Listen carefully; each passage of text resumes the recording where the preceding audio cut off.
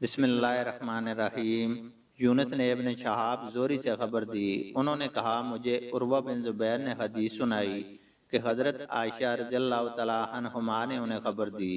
उन्होंने कहा रसूल अल्लाह सल्लल्लाहु अलैहि वसल्लम की तरफ वही का आगाज़ सबसे पहले नींद में सच्चे ख्वाब आने से हुआ।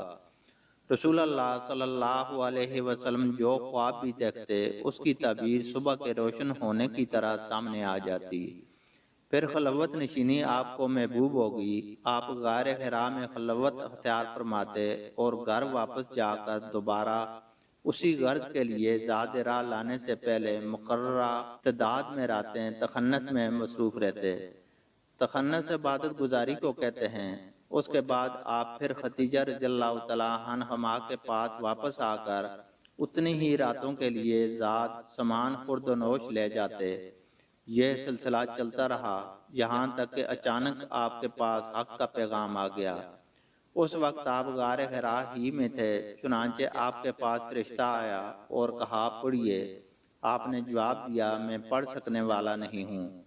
आपने फरमाया तो उस फरिश्ते ने मुझे पकड़कर जोर से बेंचा, यहाँ तक कि उसका दबाव मेरी बर्दाश्त की आखिरी हद को पहुँच गया। फिर उसने मुझे छोड़ दिया और कहा पढ़िए। मैंने कहा मैं पढ़ सकने वाला नहीं हूँ। फिर उसने मुझे पकड़ा और दोबारा बेंचा, यहाँ तक कि मेरी बर्दाश्त की आखिरी हद आ गई। फिर उसने मुझे छोड़ दिया और कहा पढ़िए। मैंने कहा मैं पढ़ सकने वाला नहीं हूँ। फिर उसने तीसरी दफ़ा मुझे पकड़कर पूरी कुव्वत से बेंचा, यहाँ तक कि मेरी बर्दाश्त की आखिरी हद आ गई।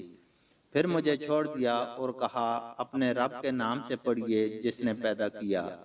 उसने इंसान को गोश्त के जोंक जैसे लोथड़े से पैदा किया। पढ़िए और आपका रब सबसे बढ़कर करीम है, जिसने कलम के जरिए से तालीम दी और इंसान को सिखाया जो वो ना जानता था। रसूल अल्लाह सल्लल्लाहु अलैहि वसल्लम इन आयात के साथ वापस लौटे। उस वक्त आपके कंधों और गर्दन के दरमियान के गोश्त के हिस्से लरज रहे थे, यहाँ तक कि आप खदीजा रज़ियल्लाहु तआला अन्हा के पास पहुँचे और फरमाया मुझे कपड़ा उड़ाओ, मुझे कपड़ा उड़ाओ। उन घर वालों ने कपड़ा उड़ा दिया, यहाँ तक कि आपका खौफ ज़ायल हो गया।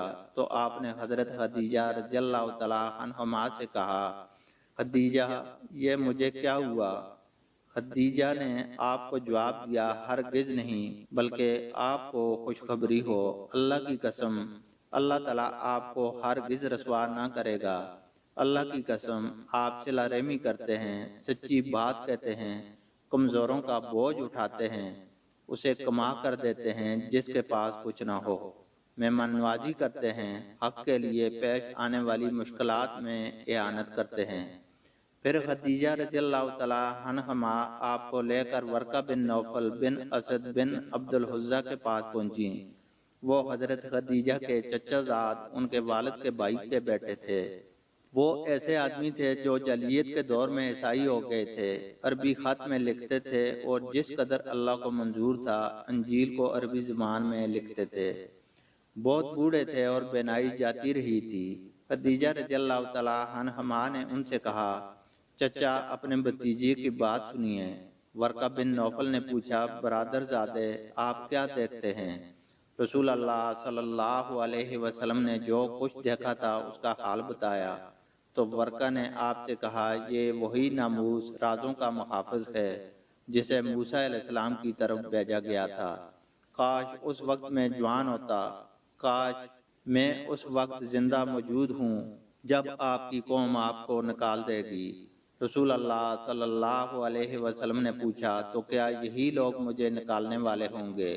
वर्का ने कहा हाँ, कभी कोई आदमी आप जैसा पैगाम लेकर नहीं आया मगर उससे दुश्मनी की गई, और अगर आपका वो दिन मेरी ज़िंदगी में आ गया तो मैं आपकी भरपूर मदद करूँगा। अल्लाह ताला से दुआ है कि वह हमें कुरान और हदीस को सुनने, समझने और उस पर अमल करने की तौफीक अता फरमाए। आमीन।